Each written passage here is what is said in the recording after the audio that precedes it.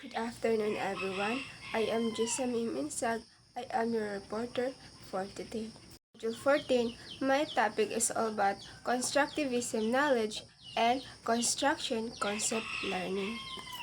The challenge. In this module, challenge yourself to explain the role of constructivism in facilitating learning. Second, describe strategies to promote knowledge construction. Third, describe strategies to facilitate learning.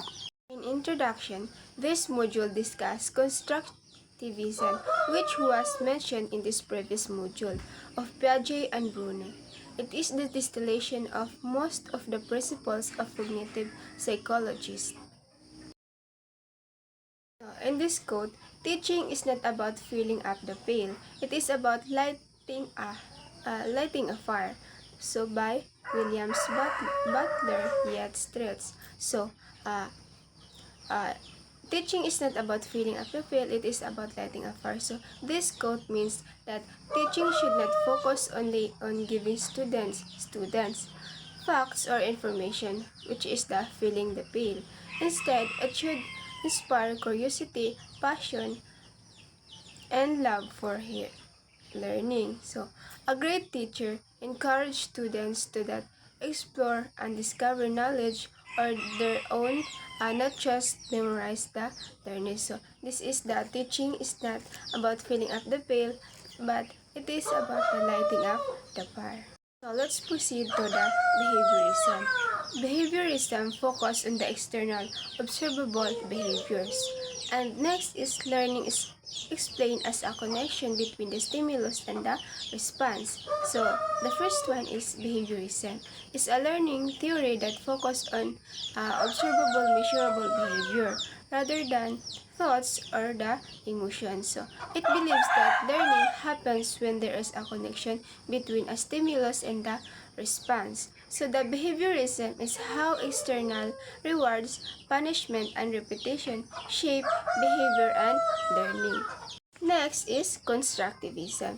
It's the theory that says learning construct knowledge rather than just simply passively uh, take an information. So through the experiences, people build their own representation and incorporate new information into the pre-existing knowledge. So constructivism, learning theory that states learners build their own understanding based on their experiences. Instead of just receiving information, students actively create meaning and understanding and create new ideas. So let's proceed to the two views of constructivism. So, um, individual constructivism, called cognitive constructivism. It emphasizes individual internal construction of knowledge. It is largely based on Piaget theory. The proponents of this type choose child-centered and discovery learning. So, uh, constructivism emphasizes how learners build knowledge through their experiences and thinking. So, where students actively construct understanding on their knowledge rather than just receiving information. So, the next one is social constructivism. What do you mean by social constructivism? So, this view emphasizes that knowledge exists in a social context and is initially shared with others of being represented solely the mind and individual based on Vygotsky theory. So, the social constructivism social constructivism is emphasizes that knowledge is built through social interaction and collaboration. Learning happens when individuals share ideas or experiences with others. So this is the social constructivism. Now, let's proceed to the characteristics of constructivism. Whether one takes the individual or social view of constructivism, there are four characteristics that these two views have according to Egan and Kochak. These are the view learning is an active process, build their own understanding through experience, thinking, and instruction instruction. First one is the learner construct understanding. So what do you mean by learning? Learners construct understanding.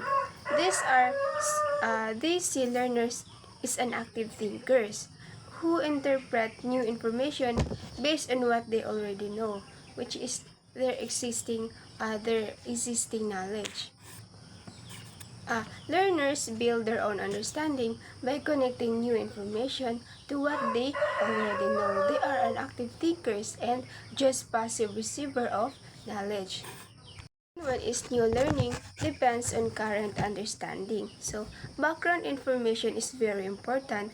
It is through the present use of scheme that the learners has that new information will be interpreted. So, the new learning depends on current understanding. New learning build on what learners are already know.